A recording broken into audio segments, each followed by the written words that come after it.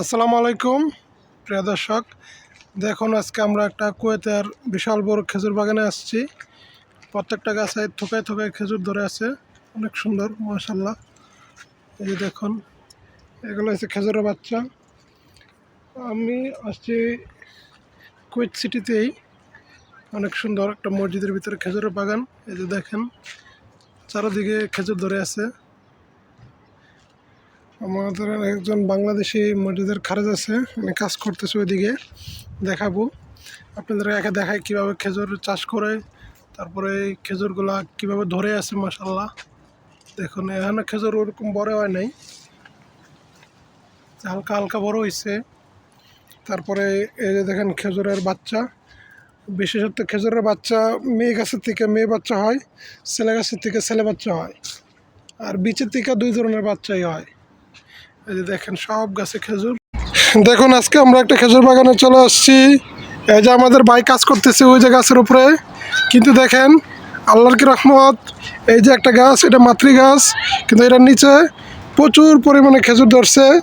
এই যে দেখেন, এটা একটা খেজুরের বাচ্চা, ঠিক আছে, খেজুর গাছের বাচ্চা, কিন্তু এই বাচ্চা চারার ভিতরে কতগুলো খেজুর ধরছে দেখেন। সবগুলোতেই ধরছিল, কিন্তু কাইটা ফেলাই দিছে, কিন্তু এটা একটা রাখছে। দেখেন কতগুলো, এই যে আমরা আগে কাইটা ফেলাই দিছি সবগুলোতে, কিন্তু একটা বাচ্চা তো রাখা হয়েছে পরীক্ষামূলকভাবে যে কেমন হয়।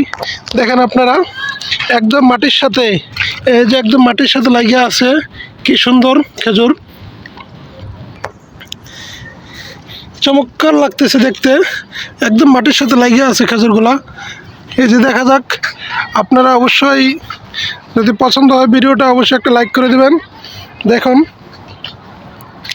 গাছটার ভিতরে কীভাবে খেজুর ধরছে, আর আমরা আরও আগে এগুলো তো ধরছিল, কিন্তু আমরা যে এইভাবে কেটে কেটে ফেলে দিছি, কারণ অনেকগুলো রাখলে খেজুর বড় হবে না, সেজন্য।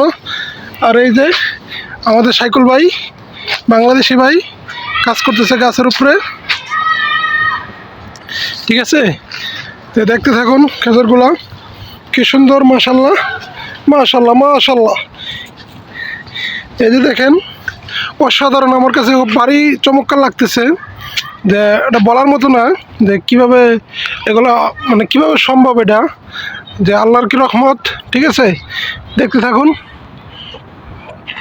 একদম দেখেন মাটির সাথে একদম লেগে আছে খেজুর।